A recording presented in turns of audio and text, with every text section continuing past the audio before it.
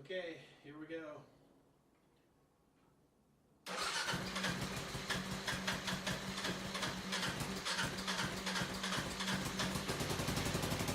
Woo!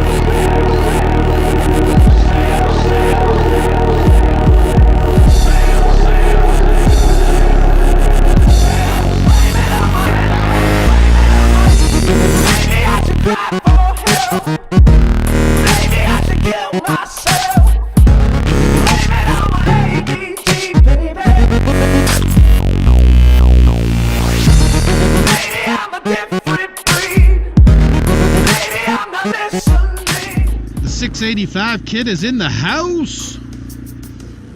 Actually, it's on the bike. The 685 kit is on the bike. So I initially wanted to bring you guys along for the first impressions on the 685 kit, but I had some gremlins to work out and I didn't want to be struggling with those while trying to make a video and record audio and all that good stuff. So I've worked all the gremlins out. I've been on 3 or 4 rides now and I think everything has worked out. So benefits of the 685 kit that I've noticed so far. So I think the biggest benefits of the kit are it has smoothed out the bike quite a bit as far as vibration is concerned.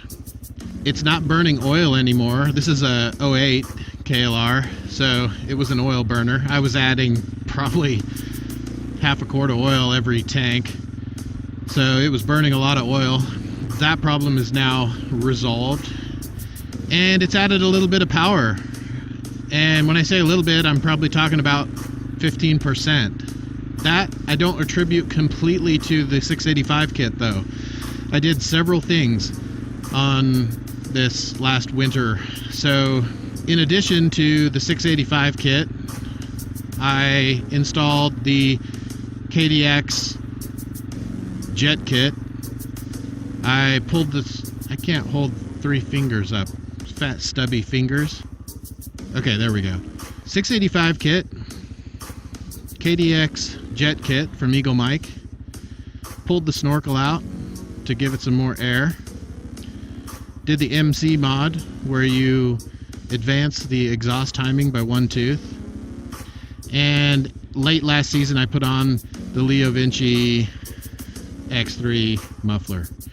So several changes all at once. So I'm not exactly sure which update contributes the most power, but I have to assume that it's between the MC mod and the 685 kit. The 685 kit obviously adds, I don't know, 4 horse or something like that, but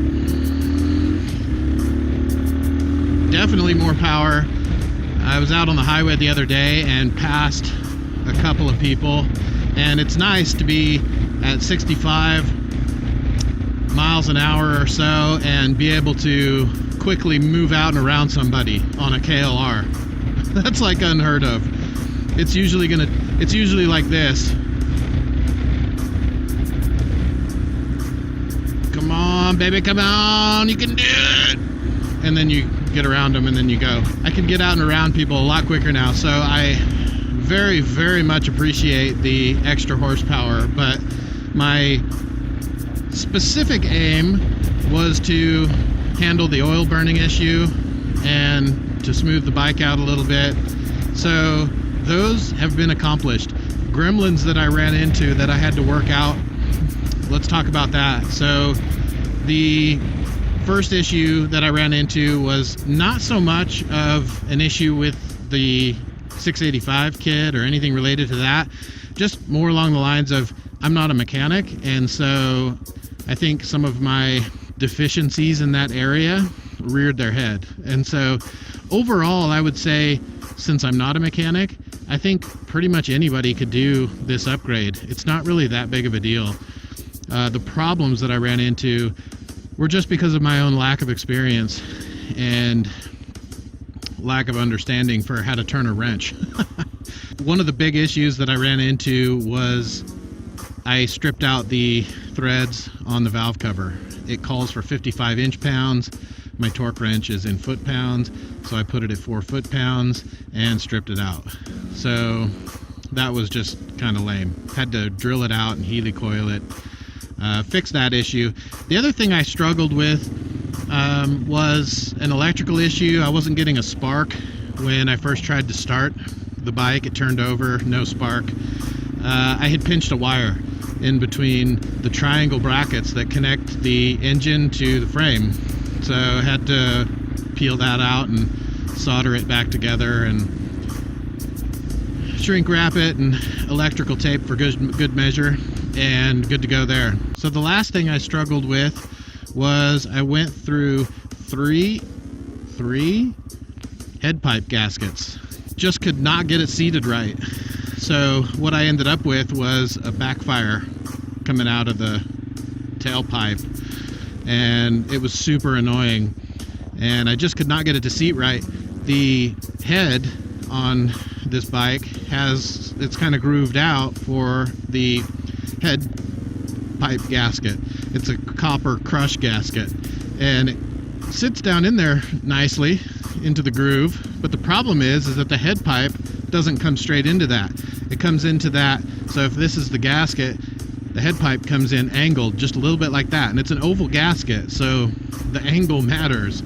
So on my third try, I finally ended up just putting some RTV high temp silicone on there and sticking it to the head at a little bit of an angle right where it needed to be, and the head pipe made it up, and now we're good. No more popping on D-cell. Sounds fantastic. Oh, sounds good. That popping it doesn't hurt anything, but it's just annoying. It just sounded really, really awful, especially off-road when you're working the throttle and the clutch. It was constantly popping and just bothering me. So with that resolved, everything seems to be worked out. The kinks are all worked out, and things are running great. Really enjoying it. Is it worth the money? I think so. If you're going to keep the bike for a while, you're not going to get your money back out of it. Let's just make that clear. You're not going to sell this bike and get the money back out of it. The kit with the KLX jet kit altogether, my bill was $580 something.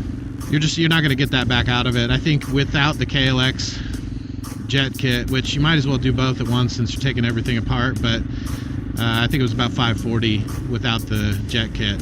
So if you're going to keep the bike for a while and you're going to enjoy it, then absolutely, yeah, it's worth it for sure.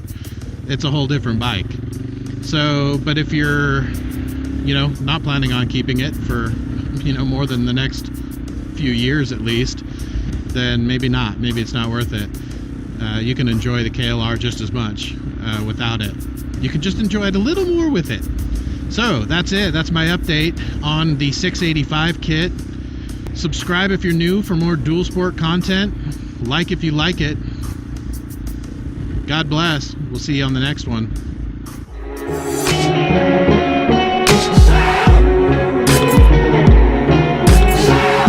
Say with me into the dark. Say with me into